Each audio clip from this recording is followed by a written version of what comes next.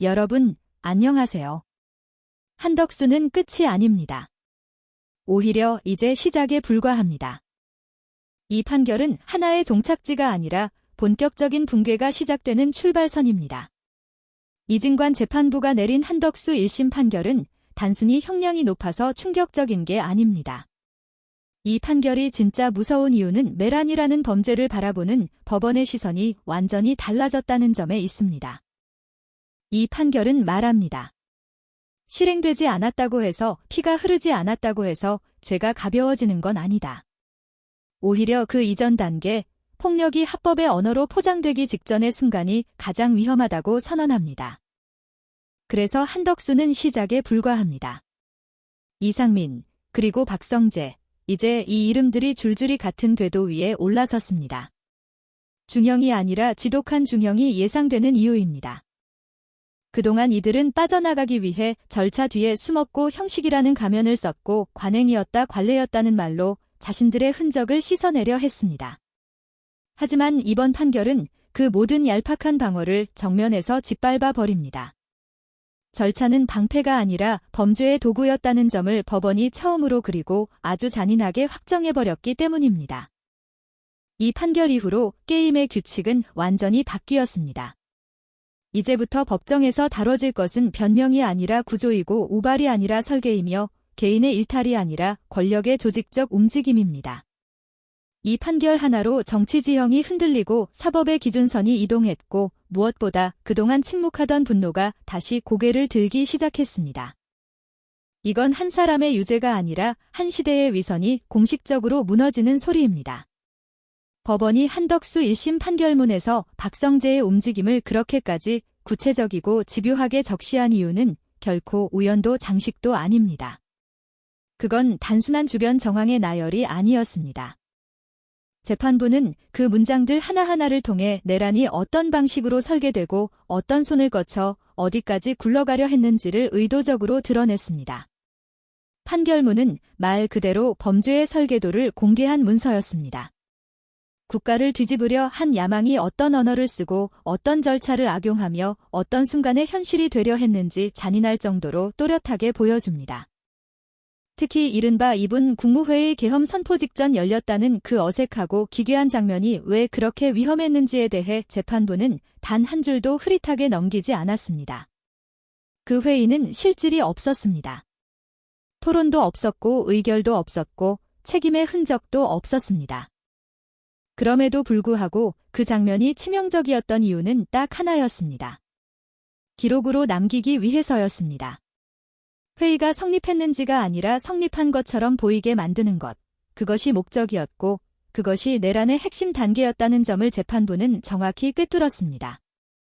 그래서 절차라는 단어가 이번 판결에서 형량의 중심 논리로 끌어올려집니다.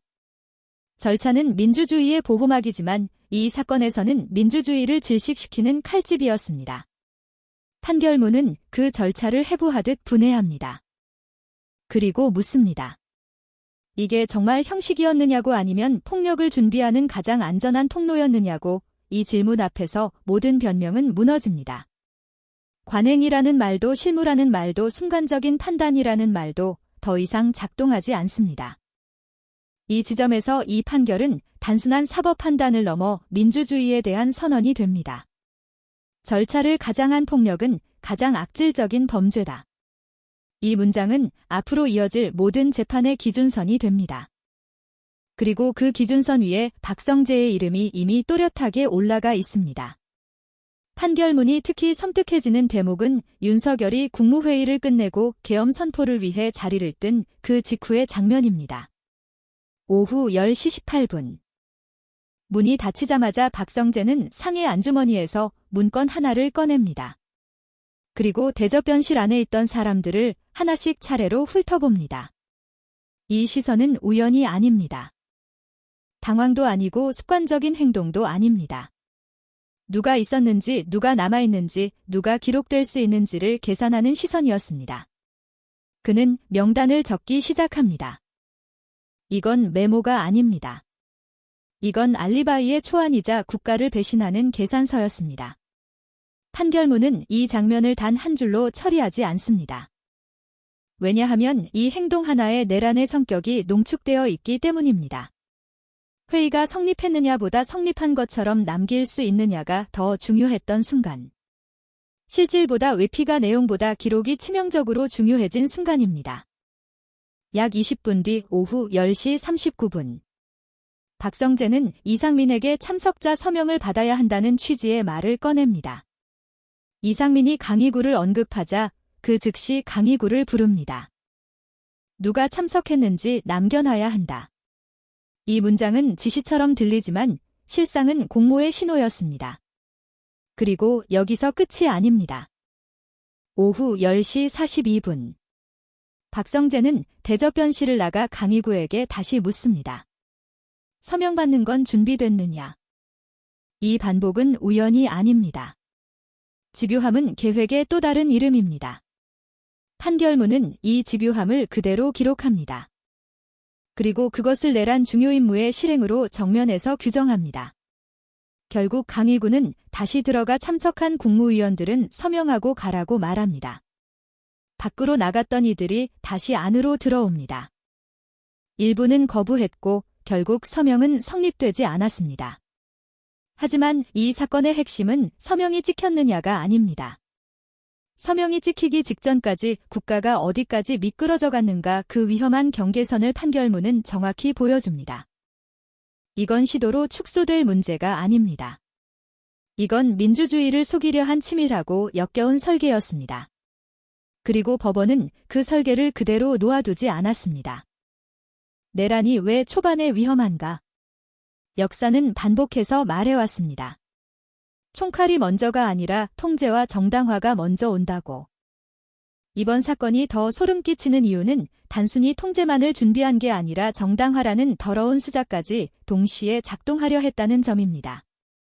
총알이 날아오기 전에 문서가 먼저 날아옵니다. 군이 움직이기 전에 서명이 움직입니다. 민주주의는 그 사이에서 조용히 숨이 막힙니다. 판결문이 집요하게 짚은 것도 바로 이 지점입니다. 법무부 장관까지 지낸 인물이 절차의 흔적을 이토록 끈질기게 남기려 한 이유. 그건 충동이 아니었습니다. 계엄은 즉흥이 아니었습니다. 철저히 계산된 선택이었습니다. 서명은 단순한 서명이 아닙니다. 서명이 찍히는 순간 국무회의를 거쳤다는 외피가 만들어집니다. 그 외피가 만들어지는 순간 다음 단계의 폭력은 합법의 언어로 포장됩니다. 이건 종이가 아닙니다. 이건 폭력의 면죄부입니다. 누군가는 방어권이라 우깁니다. 누군가는 실무라고 말합니다. 하지만 법원은 그 모든 언어를 단칼에 잘라냅니다. 절차를 갖춘 척하는 행위 자체가 내란의 핵심 임무라는 이 무서운 인식. 재판부는 이를 내란 중요 임무 종사로 명확히 규정합니다. 이 문장은 단지 한 사건을 단죄하는 데서 끝나지 않습니다. 앞으로의 재판, 앞으로의 책임, 앞으로의 역사적 평가까지 한 번에 묶어버립니다. 그래서 박성재 사건이 더 의미심장합니다. 그를 심리하는 재판부가 바로 이진관 재판부이기 때문입니다. 이미 절차를 내란의 한복판으로 끌어올린 법원이 같은 종류의 행위를 다시 마주하게 된 겁니다. 이건 우연이 아닙니다. 정의의 칼날이 같은 방향으로 다시 내려오는 순간입니다. 26일, 박성재의 첫 공판이 열립니다. 그날부터 법정에서 다뤄질 것은 말재주가 아니라 구조입니다. 형식적 지시였다는 말이 얼마나 가벼운지, 그 형식이 왜 폭력의 통로였는지가 차례로 드러날 겁니다. 이 재판은 한 개인의 유죄를 넘어서 권력이 어떻게 자기 합법성을 위조하는지를 해부하는 자리가 될 것입니다.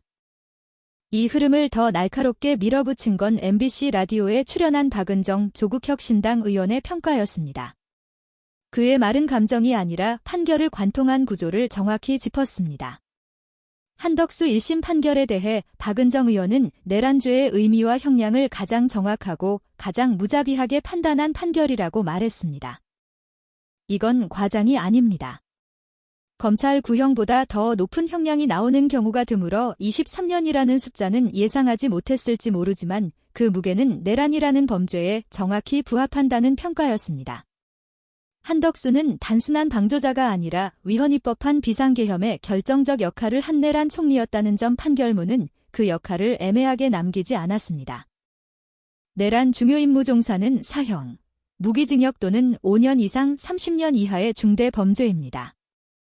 중한 실형이 아니라 지독한 단죄가 나오는 게 오히려 정상이라는 논리, 이건 개인의 의견이 아니라 쌓여온 국민 감정의 분출이었습니다. 특히 구속영장 기각에 대한 강한 비판은 국민 분노의 핵심을 찔렀습니다. 징역 23년이 선고될 사건을 불구속 상태로 재판받는 장면, 많은 국민에게 이건 법의 언어가 아니라 배신의 장면으로 남았습니다. 중대한 사건일수록 더 엄정해야 한다는 당연한 원칙이 당연하게 지켜지지 않았던 시간, 그 시간들이 분노와 절망으로 겹겹이 쌓여 있었습니다. 이 분노는 형량 하나 때문이 아닙니다. 법이 누구에게는 칼이고 누구에게는 솜방망이가 되는 장면을 너무 오래 봐왔기 때문입니다. 그래서 단전단수 문제가 다시 떠오릅니다. 이상민 판결문에는 헌법과 정부조직법을 검색한 정황, 그 검색이 윤석열에게 보고되었거나 단전단수 같은 조치의 법적 근거를 찾기 위한 것이었다는 재판부 판단까지 구체적으로 적시되어 있습니다. 한국수자원공사 사장에게 전화를 걸고 지시 이행 여부를 확인하려 했다는 정황, 이건 단순한 문의가 아닙니다. 국가의 숨통을 주려 했던 명백한 시도입니다. 전기와 물은 언론을 멈추고 국회를 마비시키며 사회 전체를 질식시킵니다. 민주주의는 토론으로 움직이지만 쿠데타는 기능 차단으로 국민을 짓밟습니다. 이 지점에서 물타기는 설 자리가 없습니다. 이건 과잉 해석이 아니라 판결문에 남은 사실입니다. 이상민의 선고는 다음 달 12일로 예정되어 있습니다. 검찰은 징역 15년을 구형했습니다. 한덕수 23년 이후 가장 떨고 있을 이름이 이상민이라는 말이 괜히 나오는 게 아닙니다. 박성재의 서명 시도는 단전단수와 다른 결처럼 보입니다. 하지만 목적지는 같습니다. 국가전보, 단전단수가 기능을 끊는 수단이라면 서명은 합법이라는 껍데기를 만드는 수단입니다. 기능 차단과 합법 포장은 쿠데타의 양날개입니다. 하나는 저항을 늦추고 다른 하나는 책임을 흐립니다. 이 두 수단이 같은 공간, 같은 시간대에서 함께 작동하려 했다는 점이 판결문 곳곳에 남아 있습니다. 그리고 그 흔적은 지울 수 없습니다. 그래서 박성재의 행적이 세세하게 기록됐다는 사실 자체가 이미 재판의 방향을 결정합니다. 법원이 절차를 가장한 행위를 내란 중요임무로 본 판결이 존재하고 그 판결을 내린 재판부가 같은 사건을 다시 맡았습니다. 이건 결정적입니다. 그리고 치명적입니다. 박성재가 요리조리 빠져나갔다는 평가가 잠시 나올 수는 있습니다. 하지만 문서로 남은 구조가 그 길을 막습니다. 운명은 이미 봉인됐습니다. 여기서 국민 분노의 본질을 다시 짚어야 합니다. 국민이 분노한 이유는 마음에 안 드는 형량 때문이 아닙니다. 당연한 게 당연하게 나오지 않았던 시간이 너무 길었기 때문입니다. 영장 단계에서부터 좌절과 절망이 반복됐고 법의 얼굴이 사람마다 달라 보이는 장면을 수없이 지켜봤기 때문입니다. 그래서 판결이 역사에 남는 방식은 형량의 숫자가 아닙니다. 법이 무엇을 끝내 용납하지 않았는가? 절차를 악용해 폭력을 합법처럼 꾸미려는 시도. 언론과 국회를 기능으로 질식시키려는 계획. 잠깐이었다는 말로 모든 걸 희석하려는 태도. 법원은 이 모든 것을 통째로 거부했습니다. 그리고 그 거부를 판결문에 새겼습니다. 이 거부가 다음 판결에서도 이어질지 아니면 또다시 배신으로 끝날지. 이제 국민이 지켜보는 건 바로 그 지점입니다. 정의가 승리할 것인가 아니면 다시 한번 무너질 것인가. 오늘 이야기를 끝까지 들어주셔서 감사합니다. 이 영상이 의미 있었다면 좋아요, 구독, 그리고 공유로 더 많은 사람들에게 진실이 전해지길 바랍니다. 저는 다음 시간에 또 다른 진실로 돌아오겠습니다. 감사합니다.